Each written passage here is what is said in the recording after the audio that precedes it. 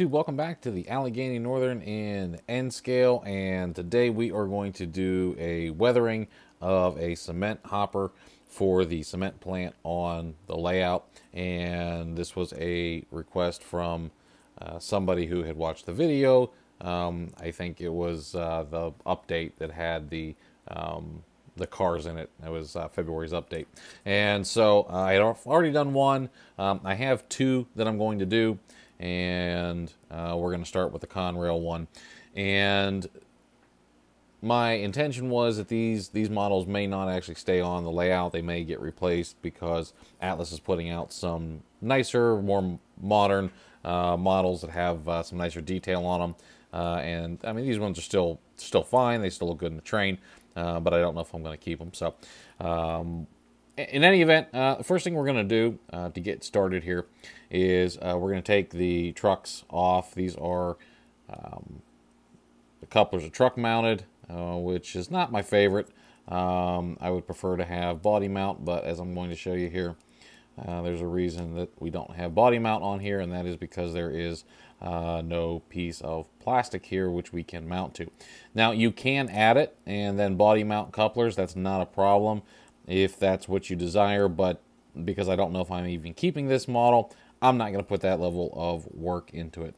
So we're strictly going to do weathering. So let's get started here, and we're going to start with a primer coat just to get us sort of ready to go. Okay, so we're gonna prime this model first, and what we are using is 72.034. It is a bone white. This is Vallejo acrylics, and you can, depending on how weathered you want your cars. I want this car to be kind of a mid-range grime, so not a total rust bucket, but also I don't want it looking brand new. I want to show some years of service. So depending on how grimy you want this, you could actually just start, instead of having a color in your grime or your prime coat, you can just have a simple basic, let's call it a like a dull coat, something clear, which you can use. We're going to go for something a little bit darker here, so we're going to use this bone white color. It's kind of an off-white, and it's going to look just a little grimy, and I'm going to give the whole car a coat, and then we're going to hit some areas a little bit heavier. Another thing here, you know, the paint to thinner ratio is really up to you. I do like to go a little bit thinner on my paint, because I can build this up in layers, and I don't have to, I get a little better control with it. So that would be my recommendation as far as how you mix it. But there's, you know, just season to taste on this one, and you know, depending on how grimy you want it. If there's something I'm doing that's a specific mix, I'll tell you. But for this particular car, I think you're going to find that most of this stuff is just going to be, well, that's what seemed to look good. Some of you will get to the end of this step and say, you know what, that's enough grime for me, and I don't want to go any further. And if that is you, then you know, no worries. That does a lot to just take away the plasticness of the model and sort of bring out some color and some of the detail. And there is absolutely zero fault. And then some of you are probably thinking, well, you know what, I don't have an airbrush that I can do this. You can do it with rattle cans. You can do it with brushes, if you so desire. You don't get quite the same effect, but especially not on this step. The other steps we're going to pretty much be all brushes. You know, they're a little bit easier, but this really needs to be kind of sprayed on. The other option that you can do if you don't have an airbrush handy is you can go and get yourself some pan pastels or some ground up chalk pastels. Those will also work. Just remember, you need to put a dull coat layer on first to give the chalk something to bite to, and then you need a dull coat layer to seal everything when you're done. And if you don't, your subsequent steps are just going to wash that chalk off, and then it's sort of all for naught.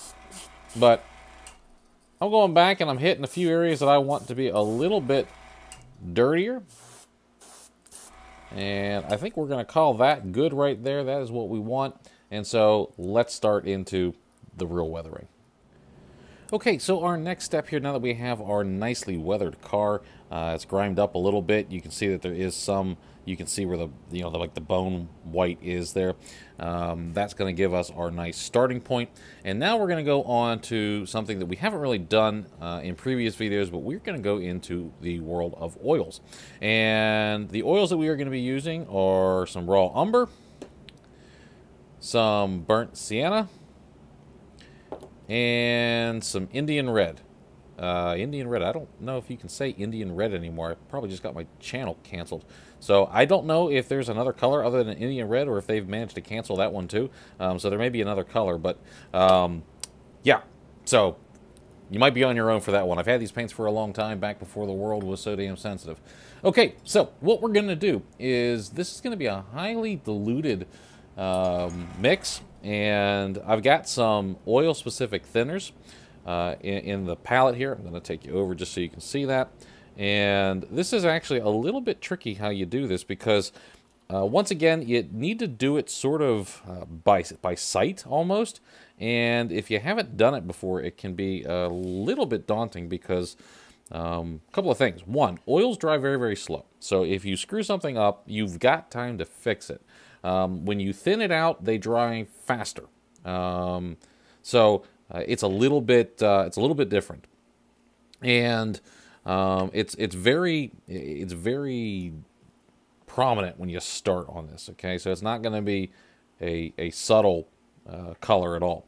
And rust is always, older rust is dark, lighter rust is newer rust, and so you always start with your dark color on this. And what I'm going to do is I'm going to take a small little bit on my brush and just sort of move it into the center here. And just so you know, you don't need a whole lot of paint for this step. And what you're seeing here on the in the palette is probably way more than you need, but it's kind of hard to get it out of the tube and get small quantities. That's about as small as you can get. And then what I'm going to do is I'm going to take a clean brush, and I'm just going to put some of this thinner next to it here, and I'm just kind of eyeballing it, and then I'm going to mix this up and get this all thinned out. So I'm essentially making a wash here out of this. You can use this on full strength for, hardcore rust, but for this first step, we don't want to do hardcore rust. And so I'm just going to kind of repeat this process here until I get this thinned down to where I want it. And this makes an excellent wash. So this is a technique that like I said, these paints are old. I've had this for a very long time, but I haven't really used it all that much. So we're going to, and it's a great technique. It really is. It's, you can get pre-made washes that are nice, and they really do the trick. But there's something about being able to sort of mix your own, and the oils just really do a nice job of sort of getting in where you'll want it.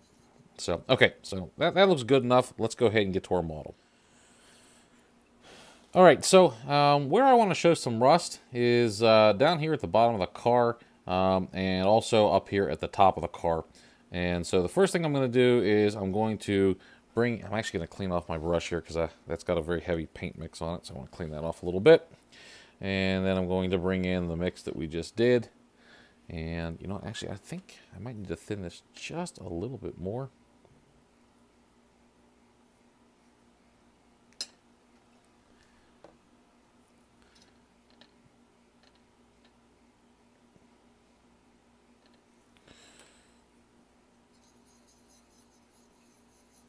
If you start mixing your colors and you get onto the model and you go, oh my, that's not nearly as thin as I want it, you can actually thin it on the model itself.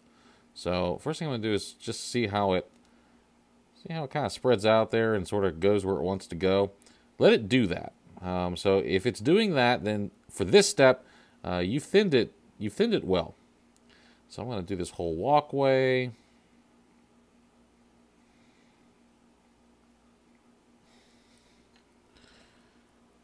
And once again, depending on how much weathering you want to do and how aggressive you want it to be, would depend on how thin you would make this. And you know, that is completely up to you. And I just want to simulate some grime here along right into the walkways. Trying to think of places where grime would sort of accumulate. And that's going to be anywhere that there is something for it to sit on. So this area under the walkway is a prime target for grime. And then my next area for grime is going to be these ladders.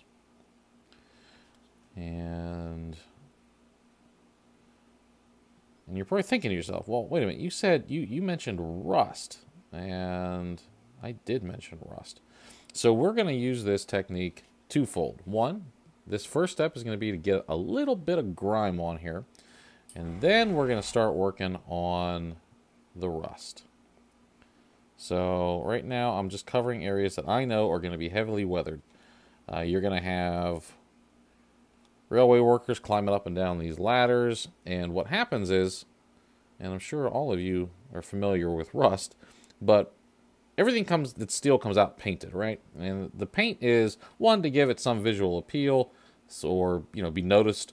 And the primary function of paint is to protect the surface.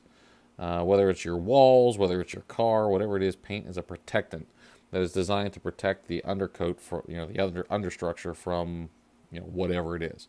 The fact that we make it look pretty is kind of secondary to its primary function, which is to protect the surface. So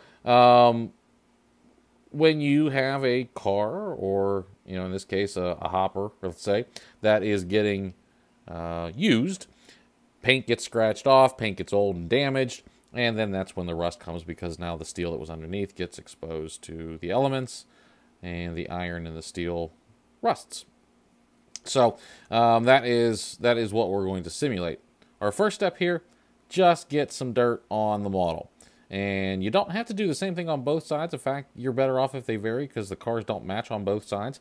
But now we've got our dull coat on there to sort of knock down the shine of the plastic, bring out the details, fade the paint a little bit. Now we have some grime on here. Okay, I'm going to come in here sparingly with another wash, and it is just a little bit of burnt sienna, and I'm going to let it sort of sit on top of the same areas, but not totally covering the areas that we put the raw umber. So it's going to be a little bit of variation. I don't want to cover over all the old work. I'm putting in a little bit of new stuff here. And once again, I'm letting it sort of drip a little bit, letting it sort of run a little bit. And I'm going to show you why I'm not real careful with this step, other than I don't want to cover everything. So I'm just going to let this sort of sit here a little bit.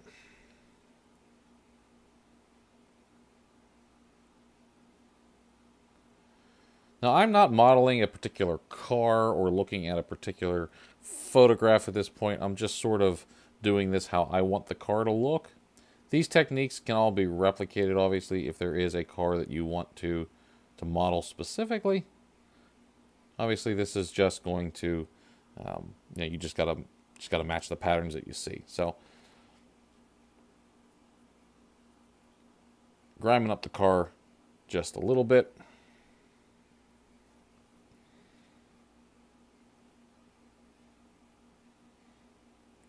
In some areas where there's going to be some thicker rust.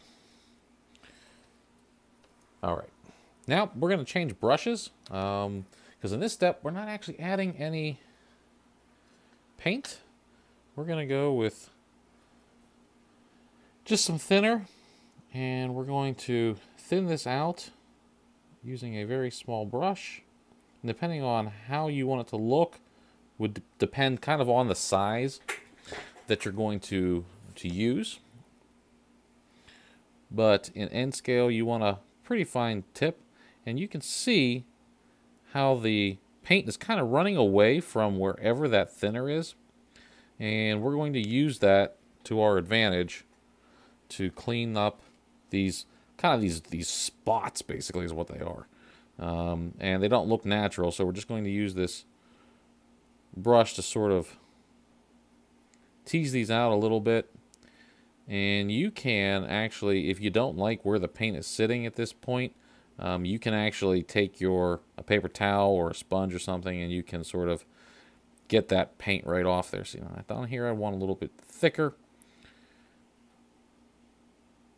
And anything that doesn't look natural or anywhere you want to blend colors, this is the time to do that. So we're going to simulate a little bit of stuff and junk running off the roof. When I do this, I like to work from the top down because that's how your grime is going to work. And it's going to start at the top, it's going to work its way down. And what happens is the elements get onto your car, and you have snow and rain, and that all eventually washes down the side of the car. And when it does that, it takes the junk with it and streaks it. And that's exactly what we're going to want to do here. Just sort of even out some of these colors, you know, on the walkways. Once again, you don't want it to look uniform because weathering is not uniform. But you've seen rust in real life. If you haven't, you need to go outside and touch dirt. But if you just move your colors around a little bit, you can sort of get a more natural look to things. And you'll know if the pattern doesn't match. If you haven't done this before, then I highly recommend that you take a look at some photographs just to get an idea of what rust and grime looks like. Now, we are not using this as our final layer of rust and grime. We're using this strictly as basically an undercoat to what we're going to do when we actually weather this car. So we're still kind of in a griming phase, not a rust phase, even though it looks like rust. And I'll show you what I mean here in a minute, as soon as I'm done dragging all this stuff down. Now, while you're doing all of this, and like I said, this is going to dry a little bit faster because you're using this thinner, and the thinner it evaporates and the paint kind of dries with it. So that sort of decreases your working time, but then as you get more thinner on there, it becomes workable again, and so then it's, you know, it's sort of a weird balance, but you'll get the hang of it when you get in here and start doing this. But however much grime or dust, dirt, whatever it is that you want to add to this, you can just keep going. And basically when you get to that point where you're like, yep, that is the look I want, then just stop. And weathering, the one thing I will tell you is it's very easy to overdo it and go and sort of ruin the look you were going after. So when you get close to what you want, that's where you stop. And you don't go any further, and you don't add that one more brush stroke or that one more color, because it's that one more brush stroke, it's that one more color that really throws it over the edge, and then it don't look right, and you sort of set yourself back. So what I'm going to do now is I'm just taking a sponge and I'm sort of dabbing off some of this paint while it's wet. You're going to get a little bit of a textured look there. That's fine. You know, if you don't like it, then don't use a sponge for this. You can just keep using a brush. But I'm trying to knock down some of this paint. Like I said, even though it is thinned, it is an aggressive paint, and it will it'll put. So speaking of knocking the camera out of the way, I am in the process of sort of setting myself up a little studio here. Nothing fancy, just something that get a little bit better lighting and a little bit better angles on the camera. I think that would go a long way to helping you see what I'm doing most of the time, so that you're not looking at, you know, something that's irrelevant, like, you know, the back of my hand or something. But didn't get to that just yet. I'm working on it, so as soon as I get everything set up, I'll tell you what that expansion I did. I know it's not even scenic, and it took up a ton of time, but and I'm still you know, tweaking it because it's not quite how I want it just yet, and I gotta add that passing track. It just sort of ate up all the time, and then the holidays were in there, and April's looking pretty busy, and you know, so it's just I'm a little bit behind in my schedule, so just bear with me here while we work through that. But okay, so that's kind of what I want the side of my car to look like. Grimed it up a little bit, and I want to clean off the walkway here a little bit. I got too much paint sitting up here. I want to get some of that off. Okay, so what you're going to do now, once you get this car the way you want it, set it aside because we can't do anything else with it until it dries. Okay, for our next step, since we're waiting for our car to dry back there, we are going to work on the trucks. And the first step to do is take your good wheels off your trucks and put some old wheels, some wheels you're not using, on your trucks. And the reason is we want to protect the place where the wheels set. So we don't want to get paint where the wheels and the axles touch. We just want to get the paint on the detail bits. And so now that we've got that, we're going to take our bone white Vallejo again in the airbrush, thin down, and we're just going to give the coupler, the bolster pin area, and the trucks a nice light coat. This is pretty smooth plastic, so if you find that it's beating up on you like it was there, a couple of things. One, try kicking down your pressure just a smidge, and then also try slowing out the amount of paint you have coming out, and you may have put just a little bit too much flow improver in. So if that happens, you can either remix it or you can just be a little more gentle with your painting. Either way will work. And what I like to do is put down what I call a little scratch coat first, because that little bit of paint, when that dries, which it'll dry quick, will give subsequent layers something to grab onto, and you get a nice look. And you can go back and do the one that you started with, and just get it nice and coated. This is going to be your base, and it actually helps bring out all the detail in the truck. So that's one of the big things. You'll see it even in my videos and in most people's videos. You have these beautiful models that they've spent all this time detailing, and then, you know, or they come detailed, and then when it's on the layout, everything gets blacked out underneath because, you know, everything's black, and so the shadows just sort of eat all that detail, and you miss it all.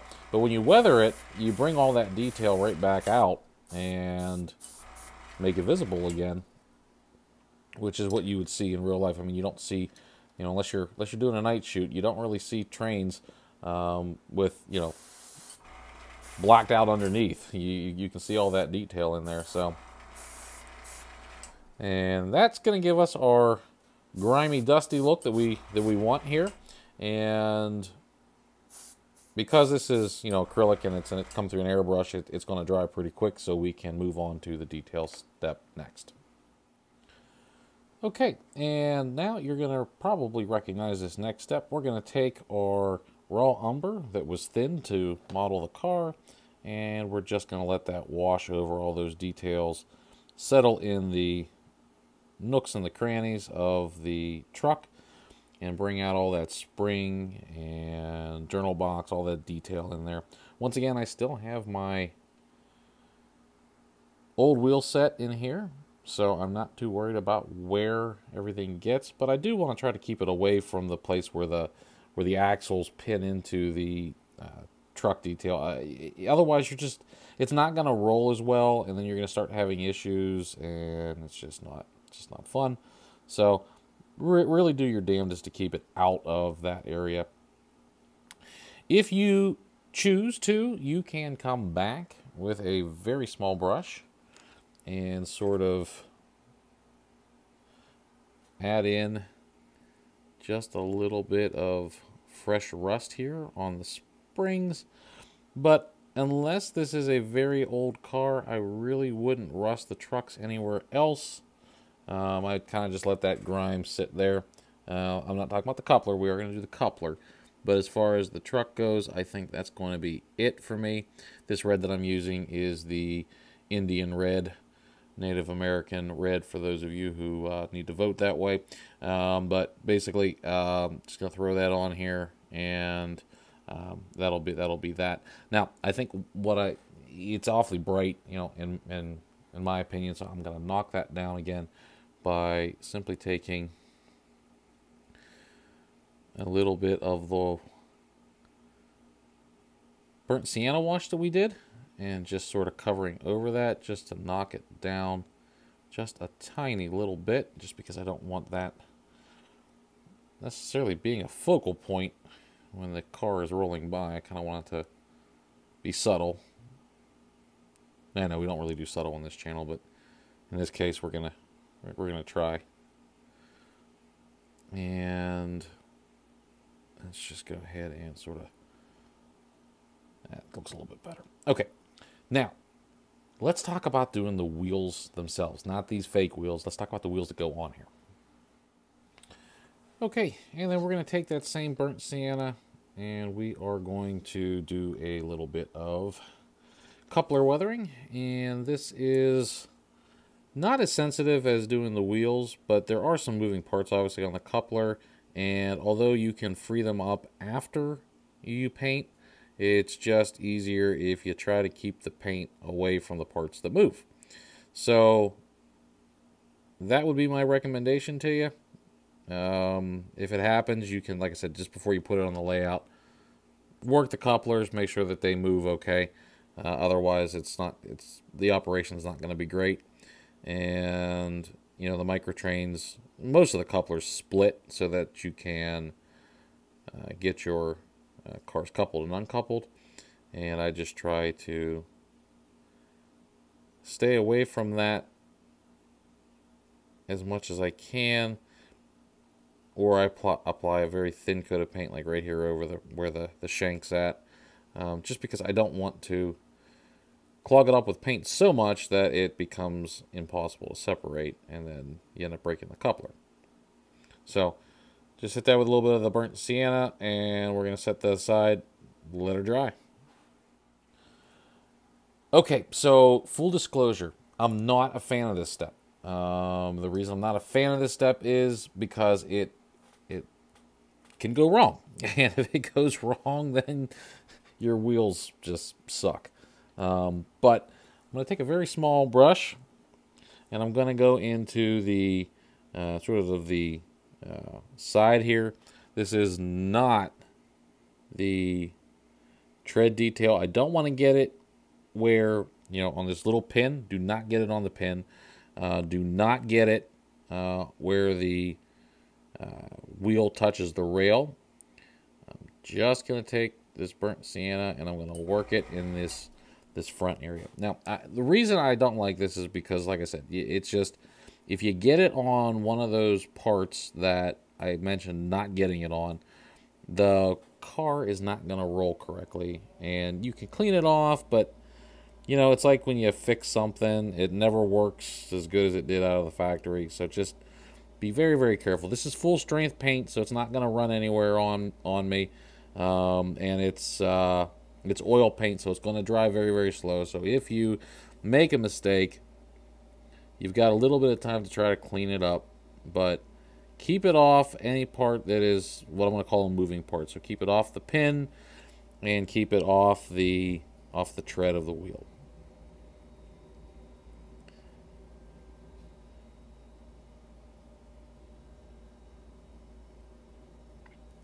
And yeah, that little bit of paint that was sitting a little high on the brush there, that was, you know, that was making me a little bit nervous, so we'll just take that off. But once it's done, you know, you get something that looks like that, if it'll focus. Let that dry. And the reason, you can skip this step, honestly, if you want to, but what you'll notice is you've got this weathered truck, you've got this weathered car, and then you'll see these black wheels underneath. It doesn't look right. So this step almost becomes necessary. It's not necessary, but it almost becomes necessary because it'll look funky otherwise. So, you know, do that at your discretion. If you're not comfortable with it, you can skip it, and I don't think anybody will blame you. But weathering that side of the wheel that you see kind of adds a little something to it. Okay, so our next step here is to actually start putting on some rust, and just like that. Okay, so what we're going to do is we're going to take a very small piece of sponge, and this was cut obviously from a larger sponge, and we're going to take some full strength, and we're starting off with our raw umber. And what I'm doing is I'm going to sort of dip it in here, and I'm going to, it's almost like a dry brush. You want to get enough of the paint sort of dabbed off the sponge that you just have a little bit on there to get the texture. And then using my tweezers, I'm just going to sort of spot it on there. If you have too much paint on there, all you're going to do is just put a big spot of paint on the car, and it's going to look like you put a big spot of paint on the car, and that's not what you want. You want to get that sponge detail, and some areas you might want to go a little heavier like I do on the bottom here. And some areas you want to go a little bit lighter, like up here where it would be kind of speckled. And don't feel that you need to stay where you grimed earlier. You know, put some rust spots here. Maybe these are some rust spots that are just forming. And these bigger ones that we're going to do, I'm going to show you what to do with those here in a bit. But let's just sort of rust this baby up a little bit.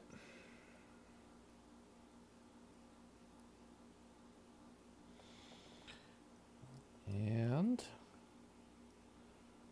when you're done with the darker color, which is your raw umber, we're going to go on to our burnt sienna. And we're going to repeat that process. And I'm not cleaning my sponge, I'm not changing my sponge, I'm actually going to let them blend a little bit. You're going to see why here in a minute. Feel free to dab your sponge on a paper towel before you do this, almost like if you were doing a dry brush. And you should start noticing some of that sienna coming out. If you don't, then you need to take your back and put a little more sienna on. So again, we're just sort of doing some spots. I'm not obviously modeling anything in particular. I'm not copying something. So the rust is whatever my mind says the rust is. If you are copying an actual photograph, then your rust might need to be a little bit more controlled. But for what I'm doing here, it's pretty much an eyeball. And I want to go a little heavier with the sienna up here.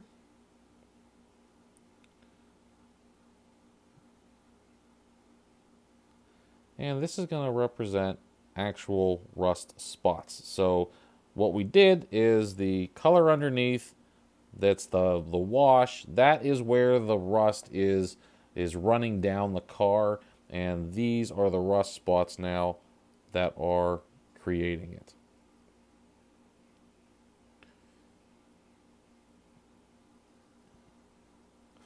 All right, and once we get enough that we're happy with how that looks, stop. Okay, if you want to represent a little bit of new rust, we're going to go on to our Indian red, and we're going to find one of those dark spots that we did. Yep, one of these big dark spots. And just very gently, with the very, very tip of the brush, just put a little bit of that Indian red on. And you can put that wherever you want new rust.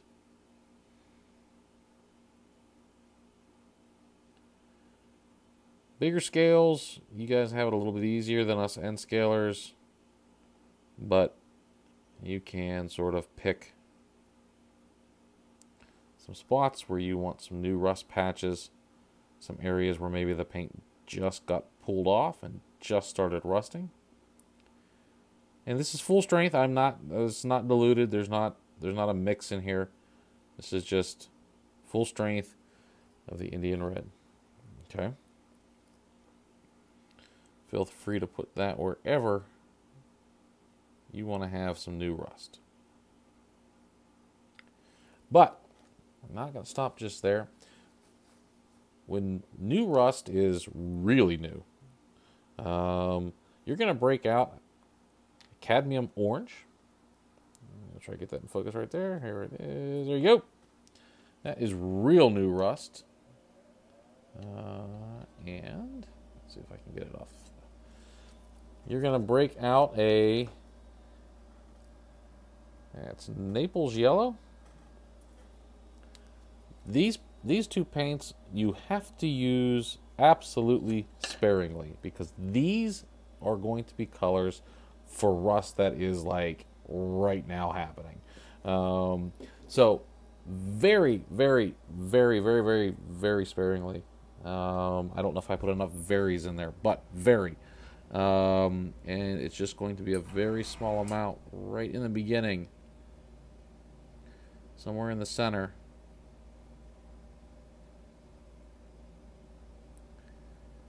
And I'm trying not to get my hand in the shot, so I'm holding my paintbrush way further away than I should, which is why you're seeing it shake like that, because I'm literally holding it on the end. So you want a quasi-steady hand here. But this is giving you your newest rust. And then after you've got your orange on there, hit up with a little bit of this yellow also. Don't be afraid to bulk this paint up a little bit and let it actually kind of rise and give a little bit of texture, because what it will do is give you the bubbling effect of rust, and it actually looks pretty cool. So let it sort of do its thing, and that gives you old rust and it gives you new rust. And if you don't like what you put on, because your oils are so long and drying, you can actually sort of mix them around a little bit and you get a really, really, really long working time. And so you can actually come back in here with a little bit of any of the other colors and sort of dull it down a little bit. So don't be afraid of this step, because it gives you a lot of time to work with it if you're working with oils. You don't have this luxury if you're working with acrylics. You don't have this luxury if you're working with enamels, but you do get this luxury with artist oils. And then you can come in here and you can detail this thing all kinds of different ways and really rust this thing up and make it look like it's got some abuse on it. You know, obviously, if you are modeling something that's not this old, then you would skip right to the new stuff, right? You would not weather it as much as we did. This car's been around for a while. It's in the era of Conrail. We're modeling post Conrail, so this car's been around for a while. That's what we want to represent. You know, something where, like, say, the CSX car, I'd probably go a little bit lighter with it, because, I mean, honestly, right now it's already got some dark shades on it. So I don't know that I would rust up maybe a couple of areas, but kind of leave this guy alone a little bit more, because he's probably a more modern car as opposed to something that was Conrail age. Okay, so the final step of our weathering process here is probably actually my favorite, because it brings everything together. And, you know, this is a technique that I don't see a lot of people using, and I don't know why, because it's really cool.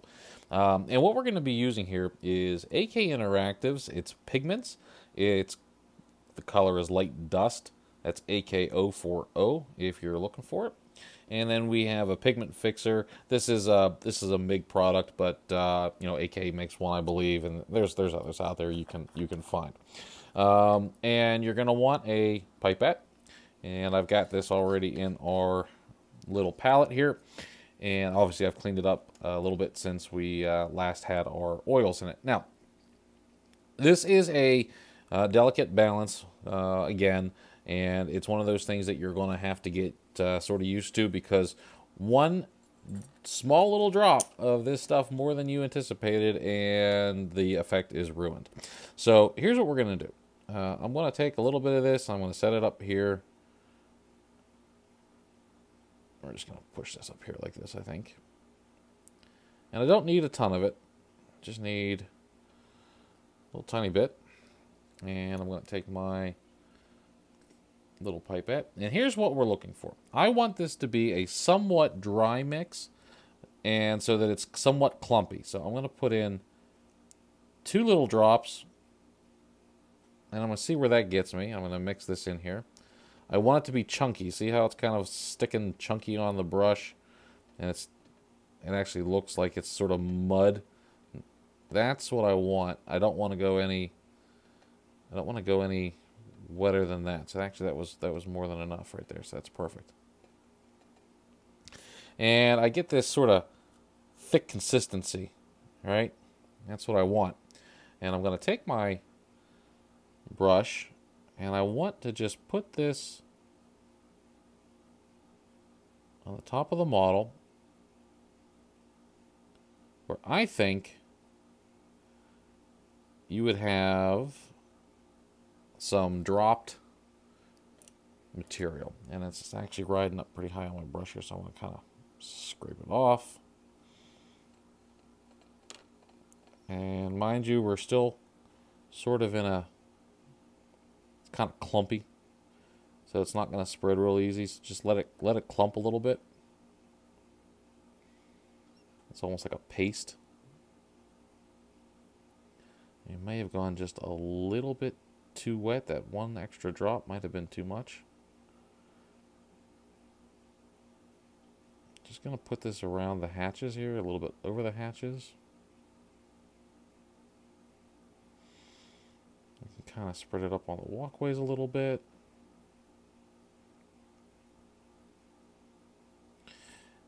And then the next step we're going to do is we're going to take our smaller brush and we're just going to come in here where we put some rust and we're going to let it sort of run down the side here a little bit.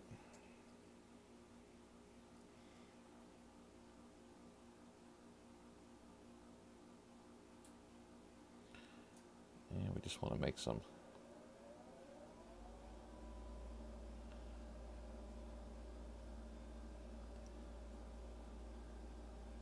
now in the average person's world, the term concrete and cement get used interchangeably, but they're not the same thing.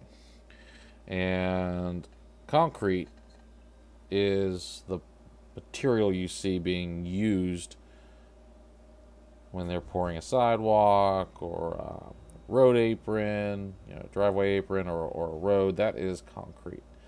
One of the products in concrete is cement, and that's what we're modeling here. So cement is the dry powder that gets put in to make concrete. So what we're simulating here is that powdered product having been spilt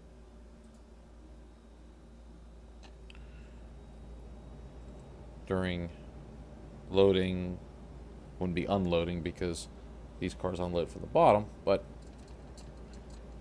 during loading. And what I want to do here is I want to kind of put a little bit on this ledge.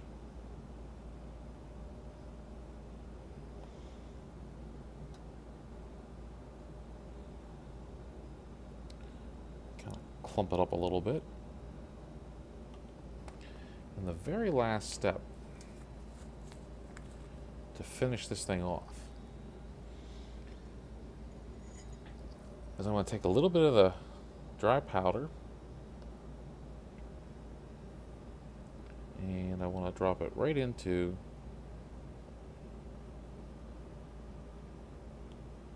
the wet stuff that we just added.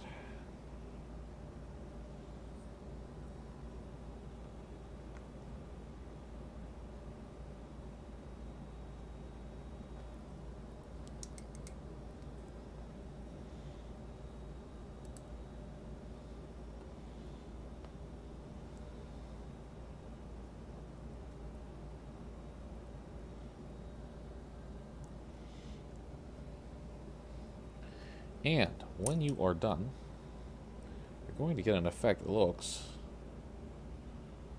something like that. Where you see the powder representing the dried concrete mix that has spilled. Now, this is a pretty sloppy car, and probably would not see that much material spilled off the side. But at this point, what we're going to do is we're going to let it dry before we knock a little bit more off, because otherwise we're going to smear everything we just did. So we're going to let that dry, and then we're going to clean it up, and then that'll be our final product. Okay, so you can take those techniques and apply them as you will. You could go, full on disaster weathering like I did, and really just mess the car up, or you can stop at any point along that process. So I took this one all the way because I wanted you to see, all the techniques. You don't necessarily need to use all of those techniques on the model when you're painting it. You can stop at any point in time. But just a couple of things that I will point out here, because I've got a car that's a lot less weathered next to it. And so I want to show you some minimal stuff that you can do, for instance, this CSX just has a little bit of a black sort of color to it to sort of darken it up. You can see that the trucks are done, but the wheels aren't. So you've got those black wheels underneath. And I know that these ones are coming through a little bit, well, they're coming through a little bit shiny right now because they're still drying. They're going to be drying for several days, but it does make a little bit of a difference to just bring out that color in the wheels itself, and so that doesn't disappear underneath the car. But those are the techniques that I use. Some of this stuff here I may clean up a little bit. It doesn't look. Want to make it a little bit more of a streak. So I'm going to take care of that now. But in general, that is how I weather a cement hopper. And like I said, take those techniques and modify them however you want. To go as heavy or as light on the weathering as you want. But that's what I use. As always, feel free to comment down below any technique that you use, that you like, any technique that you would do differently. Feel free to share with the community. Everything that we share here helps some modeler get over their fear of weathering and move on to start weathering their own vehicles.